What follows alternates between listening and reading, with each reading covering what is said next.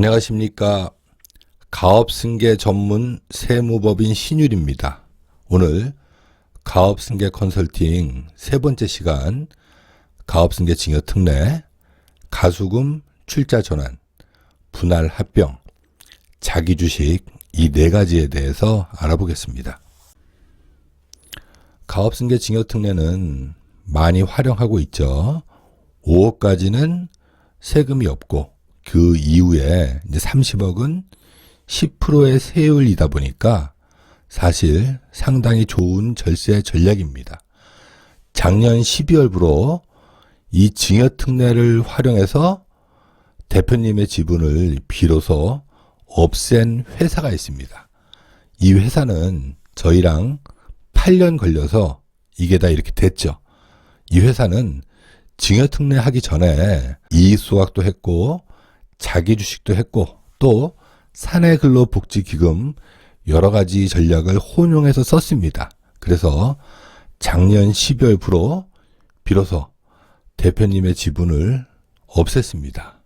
이 가업승계 증여특례는 사실 상당히 중요한 전략입니다. 이 증여특례의 핵심은 업무무관 자산 비율을 줄이는 거죠. 이때 이익소각이나 자기 주식을 활용하기도 합니다. 그리고 이 가업승계라는 거는 제가 항상 말씀드리지만 세금도 중요하죠. 자, 그렇지만 그보다 더 중요한 거는 승계 구도를 확정짓는 겁니다. 승계할 자녀를 확정짓고 배제된 자녀는 어떤 식으로 보상해 줄 건지 이런 가족 간의 합의가 먼저 이루어져야 됩니다. 그 이후에 로드맵을 짜고 그리고 또 우리가 어떻게 과세관청하고 대응할지 이런 로드맵을 실행하는 겁니다. 증여특례, 가업상속공제 이 두 가지는 최근 들어 많이 활용하고 있죠. 이 사후관리도 10년에서 7년으로 완화됐고 또 대상기업도 매출액 3천억에서 4천억 그리고 사후관리에 대한 업종 규정도 대분류라는 거는 사실 어마어마한 겁니다. 우리가 흔히 아는 제조업 안에서는 다 바꿀 수 있다는 거죠. 그만큼 최근 들어 많이 완화됐고 또 실행도 많이 하고 있습니다. 우리가 증여특례를 하는 최대의 장점은 향후 상속되는 우리 회사의 주식 가치를 자녀의 몫으로 돌릴 수 있기 때문이죠. 그리고 이익소각이나 자기주식 이걸 활용해서 증여특례 효과를 극대화시키고 사내근로복지기금 등을 활용해서 좀 더 세부담을 줄일 수 있습니다. 최근 들어 사내근로복지기금을 활용해서 차명주식을 환원할 수 있다. 이런 얘기들을 많이 하시는데 사실 이거는 맞지 않는 얘기입니다. 우리가 사내근로복지기금을 통해서 차명주식을 넣어서 환원한다? 이거는 쉬운 얘기가 아닙니다. 다만 차명주식은 소유자 본인의 겁니다. 그분의 의지에 따라서 그분이 만일 사내근로복지기금에 넣겠다 그런 의지가 있으시면 그거에 따라서 할 수는 있는 겁니다. 그래서 단순하게 복지기금을 활용해서 차명주식을 회수한다? 이거는 맞지는 않는 거다. 저는 이렇게 생각합니다. 다음은 가수금 출자 전환이죠. 지금은 상법상 이게 법이 바뀌었죠. 가수금을 출자 전환하는 거는 가능합니다.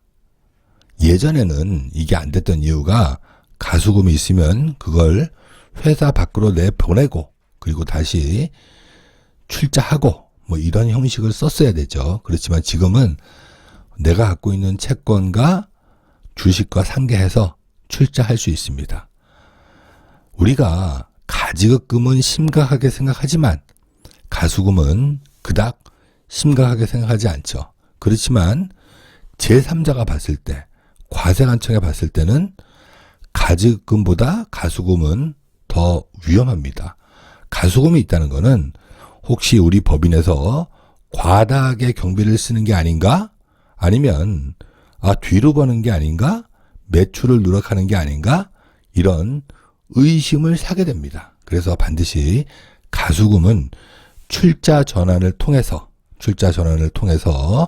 정리를 해야 됩니다.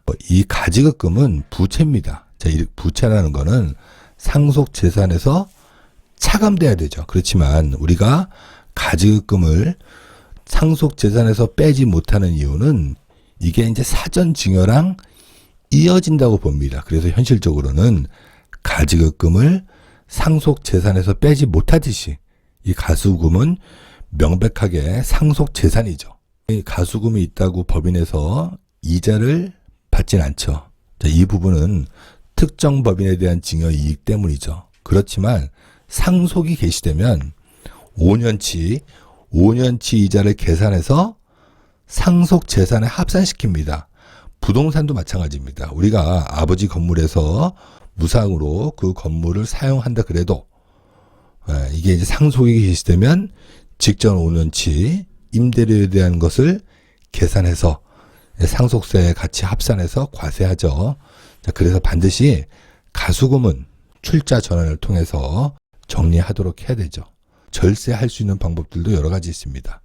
일단 첫 번째는 자녀법인에 가수금을 넣어서 내가 갖고 있는 부동산을 자녀법인에 팔 수도 있고, 또 우리 회사에 있는 가수금을 출자 전환해서 가액 배당을 활용할 수 있는 이런 전략도 쓸 수 있죠. 그리고 우리 회사의 지분을 자녀법인이 우리 회사의 지분을 살 때, 이때 가수금을 활용해서 자녀법인이 우리 회사 지분을 확보할 수 있도록 그렇게 할 수 있습니다. 이때는 반드시 전문가랑 상담하셔서 특정 법인의 증여 이익을 고려해서 실행하셔야 됩니다. 자, 다음은 분할 합병 컨설팅이죠. 우리가 현실적으로 분할을 제일 많이 하는 이유는 외감을 회피하기 위해서 이 전략을 씁니다. 외감을 가면 좋을 수도 있지만 대부분 안 좋죠. 일단 우리 정관에 퇴직금 지급 규정 등 뭐 이런 것들을 잔뜩 써놨는데 외감을 가면 당연히 충당 부채로 잡아야 되고, 또 가지급금이 있을 경우 그 인정이자는 매년 상여 처분해야 되죠. 그리고 또 여기저기 숨겨놓은 가지급금들을 다 끄집어내야 됩니다. 이렇게 되면 당연히 기업은 부채 비율이 올라가고, 또 이걸로 인해서 조달금리가 올라갑니다. 자, 그렇기 때문에 외감을 간다는 것은 상당히 신중하셔야 됩니다. 외감을 회피하기 위해서 우리 회사의 사업 부분을 일부 떼어내고 다른 법인을 설립하고, 그리고 또 이 분할을 하면 우리 회사의 업력을 그대로 인정받을 수 있도록 뭐 이렇게 할 수도 있습니다. 그래서 가압승계 증여특례 받는 주식을 적격 분할을 통해서 떼어낼 수도 있다는 얘기입니다. 그래서 그 사업 부분을 자녀법인과 다시 합병하고 뭐 이런 방법을 활용해서 분할 합병 컨설팅을 하는 겁니다. 그래서 이제 적격 분할, 적격 합병 이런 것들을 기억하셔야 되고, 또 지금 현재는 중소기업 간의 일감 몰아주기는 과세 대상이 아닙니다. 자, 이것도 잘 활용해야 됩니다. 그리고 지주회사, 아마 홀딩스 이런 얘기들을 많이 들어보셨을 겁니다. 우리가 지금 얘기하는 이 지주회사 전략은 이 대기업들이 하는 뭐 자산이 5천억 이상 뭐 이런 전략이 아니고, 그 구조를 그대로 따와서 우리 중소기업에 활용하는 겁니다. 대한항공도 한진칼이 지주회사죠. 한진칼을 가족들이 지배하고 한진칼을 활용해서 대한항공을 지배하듯이 롯데도 마찬가지입니다. 롯데도 롯데홀딩스가 여러 계열사를 지배하죠. 그리고 그 홀딩스 안에는 또 다른 홀딩스가 있습니다. 이 또 다른 홀딩스를 이 신일가 이분들이 이제 지배하는 거죠. 자, 이렇게 이 대기업이 하는 전략을 우리도 활용해서 가업승계를 하는 겁니다. 자, 다음은 이제 자기주식 컨설팅. 사실 2012년도에 법이 바뀌면서 많은 회사들이 자기주식 컨설팅을 했죠. 내가 갖고 있는 주식을 회사에 팔고, 그때 이제 양도세율이 10%였죠. 10%의 세액 부담만 하고 가지급금을 정리한다든지 뭐 이런 방법들을 많이 썼습니다. 지금은 3억이 넘으면 27.5%죠. 그리고 3억 미만은 22%입니다. 다만 건강보험료 이런 것들이 합산이 안 되기 때문에 아직까지는 실효성이 있다고 생각합니다. 우리가 자기 주식을 하면 그 주식을 보유하죠. 그러면 이거를 어떻게 활용할 건지에 대해서도 계획을 세워놓고 이제 실행해야 됩니다. 자기 주식은 현물로도 배당이 가능하고 또 이 주식을 가격을 낮춘 다음에 인위적으로 가격을 낮춘 다음에 자녀법인에 싸게 팔 수도 있고 또 사내근로복지기금을 활용해서 자기 주식을 없앨 수도 있습니다. 자, 이만큼 자기 주식은 보편적이고 그리고 또 활용 가치가 지금도 충분히 있다. 더군다나 이게 이제 언론에 대대적으로 보도됐기 때문에 제가 말씀드리지만 포스코 회장님이 자기 주식을 하고 그리고 그 주식을 사내근로복지기금에 넣었죠. 그때 엄청난 효과가 있었습니다. 우리도 이제 그런 방법을 통해서 우리 회사의 주식을 좀 재편하고 승계에 이롭게 활용하는 겁니다. 오늘 이제 가업승계 증여 특례 그리고 분할 합병 그리고 가수금 출자 전환 자기 주식 컨설팅 이 네 가지에 대해서 알아봤습니다.